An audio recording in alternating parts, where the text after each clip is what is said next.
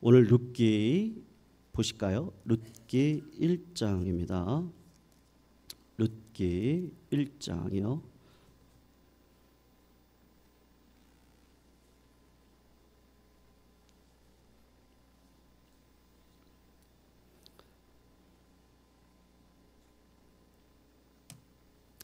(1절에서) (14절까지) 우리 교독으로 읽도록 하겠습니다. 1절에서 14절입니다. 사사들이 치리하던 때에 그 땅에 흉년이 드니라. 유다 베들레헴에 한 사람이 그의 아내와 두 아들을 데리고 모압 지방에 가서 거류하였는데 그 사람의 이름은 엘리멜렉이요 그의 아내의 이름은 나오미요 그의 두 아들의 이름은 말론과 기련이니 유다 베들레헴 에브랏 사람들이더라.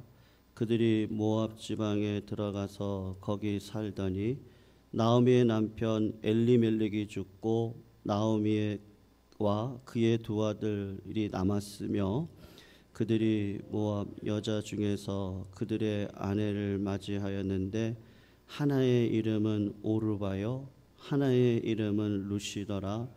그들이 거기에 거주한 지 10년쯤에 말론과 기련 두 사람이 다 죽고 그 여인은 두 아들과 남편의 뒤에 남았더라. 그 여인이 모압 지방에서 여호와께서 자기 백성을 돌보시사 그들에게 양식을 주셨다 함을 듣고 이에 두 며느리와 함께 일어나 모압 지방에서 돌아오려 하여 있던 곳에서 나오고 두 며느리도 그와 함께하여 유다 땅으로 돌아오려고 길을 가다가 나오미가 두 며느리에게 이르되 너희는 각기 너희 어머니의 집으로 돌아가라. 너희가 죽은 자들과 나를 선대한 것 같이 여호와께서 너희를 선대하시기를 원하며 여호와께서 너희에게 허락하사 각기 남편의 집에서 위로를 받게 하시기를 원하노라 하고 그들에게 입맞춤에 그들이 소리를 높여 울며 나오미에게 이르되 아니니이다. 우리는 어머니와 함께 어머니의 백성에게로 돌아가겠나이다 하는지라. 나오미가 이르되 내 딸들아 돌아가라. 너희가 어찌 나와 함께 가려느냐? 내 태중에 너희의 남편들 아들들이 아직 있느냐? 내 딸들아 되돌아가라. 늙었으니 남편을 두지 못할지라.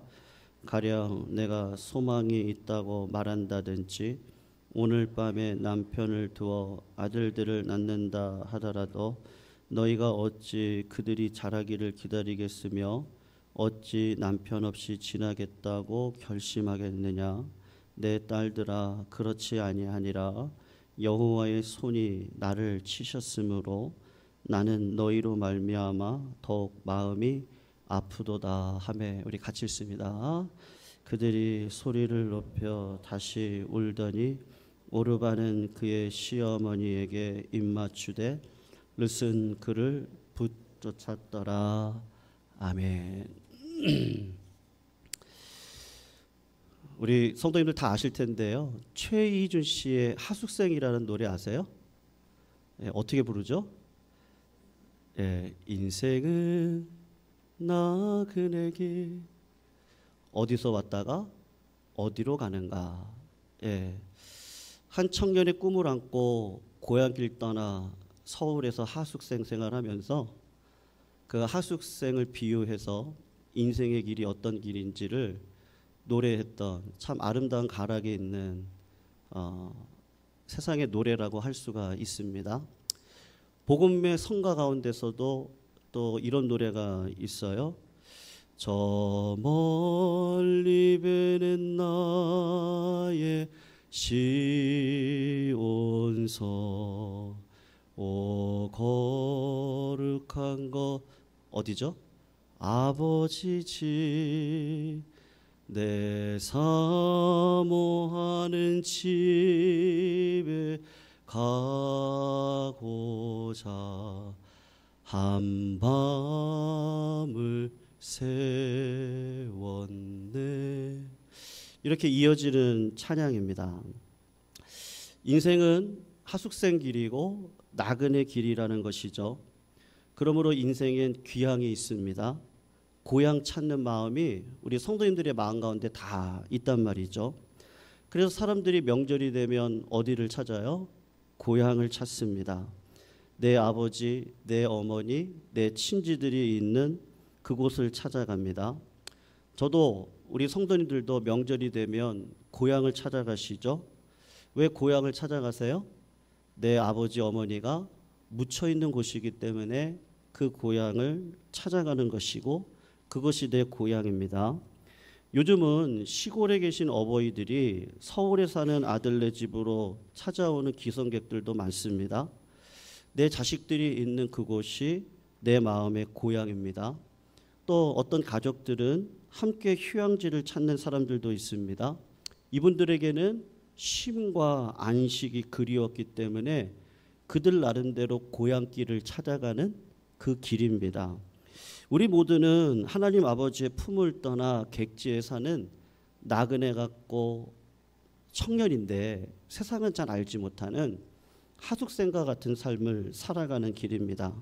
사실 우리의 인생의 하루하루의 걸음은 넓게 보면, 영적으로 보면 하나님 아버지를 찾아가는 고향 가는 발걸음이거든요. 그래서 어떤 사람이 죽으면 뭐라고 얘기합니까? 아무개 어른 돌아가셨다 그럽니다. 온 곳이 있다는 얘기겠죠. 아무개 어르신 세상 떠나셨다 그럽니다. 목적지가 있다는 얘기죠. 아무개 어르신 별세하셨다 그럽니다. 그 뜻이 뭐예요? 우리가 살고 있는 이 세상 말고 어떤 세상이 있구나라는 것을 알 수가 있습니다. 아무개 어르신 소천하셨다. 이게 하나님이 부르셨다는 뜻인데 우리의 인생을 부르는 분이 있다는 말입니다. 오래전에 이런 말들이 만들어졌을 터인데 우리 조상들이 하나님을 알지도 않았고 성경을 알지도 않았던 그때 우리 인생의 고향 그리고 우리의 인생이 어디서 온 것을 어디로 갈 것을 알고 있었던 것 같습니다. 여러분, 이 참된 고향을 알게 되면 행복입니다. 그 종착점은 내 아버지 하나님 계신 하나님 나라가 되는 거죠. 그런데 이 참된 고향을 모르면 이 땅에서 아무리 성공하고 잘 살아도 불행이고 그 마지막 종착점은 비극으로 끝날 수밖에 없는 것이 우리네 인생이란 말입니다. 그래서 고향 가는 길을 우리가 잘 가셔야 됩니다. 오늘 본문을 보면요, 룻기인데요. 룻기는 하나님의 약속의 땅, 고향의 땅을 떠났다가 처절하게 실패한 한 가정의 이야기를 다루고 있습니다. 그리고 룻기가 보여주고 싶은 것이 있는데 실패한 땅에서 돌아오는 이야기, 돌아왔을 때 하나님께서 어떻게 회복시켜 주시고 돌아온다는 사실이 얼마나 의미가 있고 가치가 있는 일인지를요, 우리들에게 가르쳐주는 내용이 룻기라고 할 수가 있어요. 오늘 보면 룻기 1절을 성도님들 잠깐 보시면 뭐라고 이야기를 하고 있어요? 누가 치리하던 때라 그럽니까? 사사들이 치리하던 때라고 시대적인 배경을 알려주고 있습니다. 사사들이 치리하던 때는 사사시대잖아요. 성경은 사사기를 가리키는 건데 사사기는 암울했던 시대적인 배경, 나라의 아픈 상처들이 있는 시대잖아요. 그런데 룻기는 여러분 쭉 읽어보시면 아시지만 아름답고 따뜻한 한 가정의 이야기를 우리들에게 전해주고 있습니다. 그래서 룻기의 주제는 하나님 품으로 돌아오는 사람들을 향한 하나님의 헤세드를 다루고 있단 말이에요. 여러분, 이 헤세드라는 말이 은혜라는 말인데 이 룻기의 구구절절히 흐르고 있는 믿음의 언어거든요. 이게 히브리어는 같은 말인데요, 한글로는 다르게 해석이 되어지고 있어요. 그래서 오늘 보면 1장 8절을 보시면 중간에 선대라는 말이 나오는데 이게 히브리어로 헤세드라는 단어란 말입니다. 그리고 2장 20절에 은혜라는 말인데 이 말도 똑같이 헤세드라는 말이에요. 그리고 3장 10절에 보면 인애라는 단어가 나오는데 이 말도 똑같은 하나님의 은혜를 가리키고 있단 말입니다. 그런데 이런 따뜻한 주제와는 달리 룻기의 처음 이야기는요, 암울하기 짝이 없습니다. 한 여인이 고향 땅 흉년을 피해서 낯선 땅으로 이민을 가는데 그곳에서 남편도 잃고 사랑하는 두 자식들도 모두 잃어버립니다. 약속의 땅에 하나님의 백성들이 찾아왔는데 여러분 그곳에 뭐가 찾아오는 거예요? 흉년이 찾아온단 말이죠. 하나님의 백성들이 살던 마을의 이름이 베들레헴이거든요. 그런데 여러분 예수를 믿었어요. 하나님의 자녀가 되어졌어요. 복음의 길을 걸어갑니다. 그런데 우리에게 뭐가 있다는 거예요? 흉년이 찾아올 수 있다는 것을 오늘 이야기를 하고 있는 거예요. 여러분 이들이 떠났던 약속의 땅은 베들레헴이라고 소개를 하고 있어요. 베들레헴은 떡집이라는 뜻이에요. 이 베들레헴은요 떡이 마를 날이 없는 곳입니다. 그런데 그 자리에 뭐가 찾아왔어요? 흉년이 찾아왔다. 그렇게 이야기를 한단 말이죠. 우리가 하나님의 자녀가 되어졌을 때 고난이 면제됩니까? 성경은 하나님의 자녀들에게 이 땅의 고난과 실패가 모두 면제되었다라고 약속하지 않고 우리들의 삶에도 뭐가 있다고요? 흉년이 찾아온다는 것을 성경은 구구절절히 이야기를 하고 있단 말이죠. 여러분 어려운 시대를 우리 성도님들이 살아가고 계십니다. 직장을 일을 위기 가운데 있는 분들도 행여나 있을지 모르겠습니다. 어렵게 시작한 조그만 사업이 어려워져서 어려운 가정생활을 꾸려가는 분들도 있을 겁니다. 뭐가 찾아온 겁니까? 경제적인 흉년이 찾아오는 겁니다. 몸이 아파 병원을 찾았는데 의사로부터 사형 선고를 받았습니다. 가족 중에 누군가 만성 질병으로 쓰러져 병실에 누워 있습니다. 뭐가 찾아온 거예요? 육체적인 흉년이 찾아온 겁니다.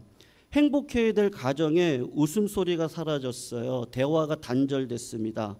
늘 보고 살아야 되는 사람인데 어떤 마음이 드냐면 용서가 안 되는 거예요. 가정 내에서도. 무슨 흉년이 찾아왔습니까? 관계에 흉년이 찾아온 거예요. 예배가 은혜가 되지 않습니다. 기도의 문이 막히는 거예요. 찬양의 가사가 내 삶을 담아서 하늘로 올라가지를 않습니다. 헌신의 기쁨이 사라지는 거예요. 무슨 흉년이 찾아온 겁니까? 영적인 흉년이 찾아오는 거란 말이죠. 이런 흉년의 자리를 이기지 못하고 먼 나라, 하나님이 없는 나라요. 가면은 실패할 수밖에 없는 땅으로 이민을 가고 있는 것을 지금 룻기를 통해서 나오미의 가정을 통해서 말씀을 보여주고 있단 말이죠. 흉년을 피하여 살아보겠다고 이방 땅으로 간 나오미의 가정은 어떻게 되었습니까? 여러분 하나님 떠나면 뭐예요? 여러분 부고장만 날라드는 거예요. 하나님 떠난 가정은요 죽음의 증상만 드러날 뿐입니다. 연달아 부고짝이 날라오는 거예요. 가장 나오미의 남편이었고 두 아들의 가장이었던 엘리멜렉이 죽습니다. 이제 막 장가간 두 아들이 차례대로 죽습니다. 성경은 이 세 남자가 왜 죽었는지 어떻게 죽었는지 기록하고 있지 않습니다. 오히려 1장 3절과 5절을 보면 뭐라고 얘기하죠? 가련한 여인들만 남았다고 그렇게 이야기를 하고 있습니다. 한 가정의 남자들이 다 죽고 여인들만 남게 된 여인들의 슬픔에 대해서도 성경은 침묵을 하고 있단 말입니다. 여인들의 슬픔이나 통곡을 표현하는 어떤 구절도 없어요. 모든 상황을 독자들의 상상에 맡겨둔 채 이제부터 그들을 돌보시는 하나님의 헤세드 자비를 주목하도록 성경이 지금 끌어가고 있는데 룻기 초반부터 대결론을 이야기하는데 무슨 이야기를 하고 있는 거예요? 여러분 한번 따라해 볼까요? 하나님 떠나면 죽는다. 네, 하나님 떠나면요 죽는 겁니다. 하나님 떠난 인생 죽고 싶지 않아서 진짜 영생의 복을 누리고 싶어서 하나님께서 우리를 불러가시는 과정이가 하나님께 붙으면 어떻게 됩니까?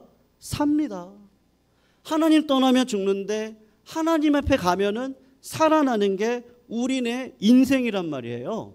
그래서 1장 전체를 보시면 슈버라는 단어가 나오는데 돌아간다라는 뜻이에요. 몇 번 나오냐? 12번이 나와요. 돌아오라는 거예요. 하나님 앞에 돌아가라. 12번씩이나 반복해서 성경 도처에 슈바 돌아오라는 소식이 가득 차 있거든요. 죽은 남편들을 묻어놓고 세 여인이 서로의 아픔과 슬픔을 기대고 살던 마을을 드디어 떠납니다. 아마 망감이 교차하겠죠. 미운정 고운정에 배어있는 마을이지 않겠습니까? 아프고 쓰라린 추억을 뒤로하고 떠납니다. 그런데 오늘 성경은 이 장면을 매우 담백하게 소개를 하고 있는데 1장 7절을 한번 보세요. 뭐라고 이야기하고 있습니까? 있던 곳에서 나왔다. 있던 곳에서 나오고 얼마나 간단하게 표현을 하고 있습니까? 어머니 나오미는 고향으로 돌아가는 길목에서 두 며느리에게 뭐라고 얘기하냐면 친정으로 돌아가라고 이야기를 합니다. 새 남편 얻어가지고 행복하게 살아라. 새 여인이 국경에 서서 서로 얼싸안고 우는 거예요. 고향 떠난 인생사가 뭐예요? 울릴 밖에 없어요. 정채봉님의 세상사라고 하는 시가 있거든요. 그 시는 이렇게 시작돼요. 울지마, 울지마. 이 세상에 먼지 섞인 바람 먹고 살면서 울지 않고 단양한 사람 없어. 세상은 다 그런 거야. 그러니 울지마, 울지마. 세상 사람들도 세상이 어떻다는 걸 알아요. 수고와 슬픔뿐이에요. 눈물뿐인 세상입니다. 여러분, 고향 가는 길목 헤어지는 장면을 묘사한 게 14절이거든요. 14절을 한번 보시면 뭐라고 얘기하죠? 그들이 소리를 높여 다시 울더니 오르바는 어떻게 합니까? 그의 시어머니에게 입맞추되 룻은 그를 뭐라고 얘기하죠? 붙쫓았더라. 그렇게 이야기를 하고 있습니다. 여기 붙쫓았다라는 말이 참 재밌습니다. 요즘 잘 쓰는 말은 아니거든요.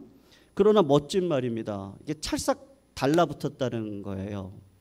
여러분, 걷는 놈 위에 어떤 놈이 있어요? 뛰는 놈 있죠? 뛰는 놈 위에 어떤 놈이 있어요? 날아다니는 놈보다 더 무서운 놈이 있어요. 제가 몇 번 얘기했죠? 붙어 다니는 놈이 있어요. 꽃가루처럼요. 가장 무서운 인생이에요. 붙쫓았다는 말이 딱 붙었다는 얘기거든요. 룻은 어머니를 쫓아서 언약의 땅으로 들어가는 거예요. 우리가 다 읽질 않았는데 16절 17절 우리 성도님들 성경을 한번 펴보세요. 보시면 한번 우리 같이 한번 읽어볼까요? 16, 17절을 한번 읽어봐요. 읽어봅니다. 시작. 룻이 이르되 내게 어머니를 떠나며 어머니를 따르지 말고 돌아가라. 강건하지 마옵소서. 어머니께서 가시는 곳에 나도 가고 어머니께서 머무시는 곳에서 나도 머물겠나이다.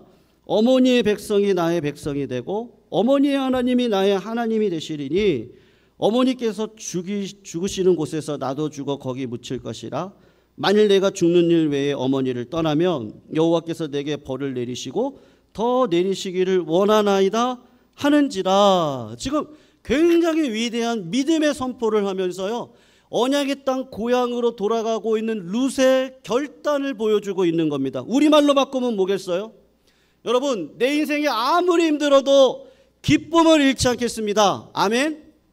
여러분, 내가 아무리 인생의 어려운 가운데 있다 할지라도요, 하나님을 떠나는 일은 없을 겁니다. 믿음으로 살아가겠습니다. 하나님이 하시면 역사하실 수 있는 겁니다. 주님의 은혜가 나를 이끌어 가실 것을 믿습니다. 아무리 어려운 환경이라도 하나님이 나와 함께 하시면 됩니다. 근데 그 은혜를 붙들고 걸어가겠다고 룻이 오늘 결단을 하는 거예요. 세상사에서 살아가고 싶지 않아요. 고난이면 어때요? 하나님이 함께 하시면 되는 거죠. 여러분, 우리 하나님은 어떤 하나님이세요? 탕자의 비유를 하시죠. 여러분, 그 가정에는 나쁜 자식 두 놈이 있어요. 첫 번째 자식, 첫째 아들, 이놈도 나빠요. 둘째 자식 탕자도 나쁜 놈이에요. 왜요? 탕자는 아버지의 상속권을 미리 달래요. 아버지 죽여놓고 상속권 받고 세상을 나가서 떠나요. 첫째 아들은 어떤 아들이에요? 다 아버지 거예요. 아버지 거 다 내 거예요. 근데 둘째 아들 형제 돌아왔을 때 그 둘째 동생을 맞아들이지를 않아요. 그런 가정에 누가 있어요? 하나님이 계시는 거예요. 그 아버지는 하나님을 상징하는 거예요. 그 아버지는 어떻게 계시는 거예요? 오매불망, 내 아들 언제 올까 기다리고 그 아들 오면 어떻게 하겠다고요? 돌아오기만 하라는 거예요. 기도하기만 하시라는 거예요. 기뻐하기만 하시라는 거예요. 그러면 하나님이 어떻게 하시겠다는 거예요? 꼭 껴안아 주시겠대요. 성도님들에게 힘을 주시겠대요. 살 길을 열어주시겠대요. 은혜를 주시겠대요. 복을 주시겠대요. 벗은 신발 버리고 와가지고 아들을 꼭 껴안아요. 왜요? 내가 껴안지 않으면 동네 사람들이 와서, 그 당시 법이 있었거든요. 돌을 들어가지고 저놈 돌로 쳐 죽이는 거예요. 아버지가 그걸 아는 거예요. 그러니까 아들을 꼭 껴안아 주는 거예요. 동네 사람들이 돌 못 던져지게 가락지 끼워주고 새옷 입히고 송아지 잡아서 대접해주고. 내가 믿는 하나님이 어떤 하나님이요? 선하고 인자하셔서 나를 언제든지 고향 땅 돌아가면 그 아버지 존귀한 밥상 차려주셔서 아들 왔냐고, 야 세상 살아가는 거 얼마나 힘드냐고, 힘내라고. 누가 있다고요? 내가 있지 않냐고. 야 힘들면 얘기해, 내가 다 도와줄게, 걱정하지 마. 그 아버지가 누구세요? 하늘 아버지. 여러분, 룻기를 통해서 구체적으로 어떤 일이 일어납니까? 나오미가 룻 데리고 고향으로 들어왔어요. 어떻게 맞이를 합니까? 이 장문이 열려지자마자 룻기 저자는 서둘러서 하나님이 준비해둔 인물 보아스를 옆에다가 딱 갖춰 붙이는 거예요. 약속의 땅에 들어갔는데 여전히 살기 힘들고 어려웠어요. 근데 하나님 이렇게 돌아왔던 인생이잖아요. 그러니까 살기 위해서 노력을 하는 거예요. 땀을 흘렸어요. 시어머니를 위해서 룻이 가만히 있을 수가 없어서 이삭이라도 주워하겠다라고 나가는 거예요. 믿음으로 나가는 거예요. 근데 우연히 이 룻이라고 하는 여인이 갔던 밭이 누구 밭인 거예요? 보아스의 밭인 거예요. 우리 인생의 우연이라는 단어는 하나님의 필연의 섭리의 역사로 반드시 드러나게 될 줄로 믿습니다. 문제는 믿음의 삶인 거죠. 여러분, 2장 4절에 룻기서에 대단히 중요한 단어 하나가 나옵니다. 성경을 가지고 계신 분들은 찾아보시면 거기 이런 단어가 딱 나와요. 마침, 이런 단어가 나와요. 마침, 마침내라는 단어인데 영어로 보고 원문으로 보면 뭐라는 뜻인지 아십니까? behold, 이런 뜻이에요. 그러니까 우리말로는 이게 잘 이렇게 어감이 다가오지 않는데 무슨 뜻이에요? 봐라, 보아스다 라고 하는 뜻이란 말입니다. 무슨 말이냐면 하나님께서 그래 네가 돌아오기만 하면 짠 하고 내가 보아스라고 하는 축복의 사람을 준비해 놓고 있었다라는 뜻이란 말이에요. 여러분, 전반전에는 어떤 찬양이 흐르고 있었습니까? 저 어릴 적에 아직도 기억나거든요. 상여가 들어와요. 그러면 동네 어르신들의 그 가마 태우죠. 상여 가마를 태우고요, 사람들이 어깨에다가 메고 줄을 뒤에서 앞에서 잡고 뒤에서 잡고 어떻게 하죠? 예. 누구 세상 떠나. 아, 왜 웃으세요? 실감나게 하죠? 저 어릴 때 많이 봤어요. 근데 그림이 2장부터 어떻게 바뀌는 거예요? 딴딴따단 딴딴따단 딴딴딴딴딴딴딴딴딴 하다가 딴딴따단 이렇게 바뀌어 가는 거예요. 여러분, 장송곡이 울렸는데 그 장송곡이 뭐로 바뀌는 거예요? 결혼 축가로 바뀌는 거예요. 그 중간에는 뭐가 있었어요? 돌아오는 거예요. 하나님께서 지금도 저희들에게 고향길 가는 인생이 있잖아요. 이 추석에 내 아버지 계신 곳이 고향이죠. 어머니 묻힌 곳이 고향이에요. 거꾸로요. 내 자식들이 있는 서울이 아버지 어머니 입장에선 고향이에요. 거꾸로요. 야, 우리 가정에 쉼이 필요하다. 야, 이번 우리 추석 미리 제사 지내고 미리 추석 보내고 미리 예배 다 드리고, 야, 이번에 우리 같이 모여라. 우리 어디 가서 좀 쉼을 누리고 이야기 좀 하자꾸나. 우리 맛있는 것 좀 먹자. 안식하는 거죠. 성도님들, 우리 마음 가운데 뭐가 있는 거예요? 다 그런 마음이 있다니까요. 아버지 하나님 찾고 싶은 마음, 그 하나님의 이름 부르고 싶은 마음, 그 하나님 아니면 살아갈 수 없는 마음, 우리 성도님들에게 다 그런 마음 있는 줄 믿습니다. 여러분, 하나님께서 우리를 그런 자리에 불러주신 거죠. 여러분, 오늘 룻기는 끝까지 보셔야 되는데요, 고향 가는 사람들의 발걸음 종착점이 있습니다. 지금의 고난이 있지만은 때로는 실패가 있고 아픔이 있지만은요, 우리가 주님 품으로 걸어가는 그 마지막 종착점은 어디예요? 4장 22절을 한번 보세요. 4장 22절을 보면 뭐가 나와요? 오벳은 누구를 낳았어요? 이새를 낳고, 이새는 누구를 낳았다고요? 다윗을 낳았어요. 아까 우리 했죠? 딴딴따단 해가지고 룻과 보아스가 결혼을 해서 누구를 낳은 거예요? 오벳을 낳았습니다. 오벳은 알고 봤더니 다윗의 아버지 이새의 할아버지인 거예요. 아버지인 거예요. 그리고 이새를 통해서 누가 나오는 거예요? 다윗이 나오는 거예요. 마태복음 1장 1절을 보면 뭐라고 나옵니까? 아브라함과 다윗의 자손 예수 그리스도의 세계다, 그렇게 나오고 있습니다. 여러분, 우리 인생의 종착점은 어디입니까? 예수님밖에 없습니다. 고향 가면 누가 날 기다리고 계십니까? 예수님이 기다리고 계십니다. 인생의 발걸음이 무엇입니까? 예수님을 향해 가는 발걸음입니다. 속도가 아니라 방향성인 것이죠. 얼마나 화려한 걸음이 아니라 누구와 동행하느냐, 누구를 바라보고 걸어가느냐. 성도님들, 누구를 바라보고 걸어가세요? 하나님은 안 보여요. 하나님은 알 수 있는 방법이 있어요. 누구를 알면 되는 거예요? 예수님을 알면 되는 거예요. 그 예수님이 뭐로 이 땅 가운데 오셨습니까? 태초에 말씀이 계시니라. 말씀이 하나님과 함께 계셨으니 그 말씀이 하나님이시다. 예수 그리스도를 상징하잖아요. 그 예수 그리스도가 성령을 내 마음 가운데 감동 주셔서 말씀이 왔을 때, 야, 이 말씀이 힘이 된다. 야, 이 말씀이 내 말씀이다. 여러분, 그런 은혜가 있으시죠? 있으시기를 축원합니다. 예수 그리스도의 그 은혜, 고향 가는 발걸음 목적지가 어디예요? 예수님이죠. 예수님이 아니면 우리 고향 가는 발걸음은 무효일 겁니다. 여러분, 어떤 선교사님에 대한 실화인데요, 미국인이에요.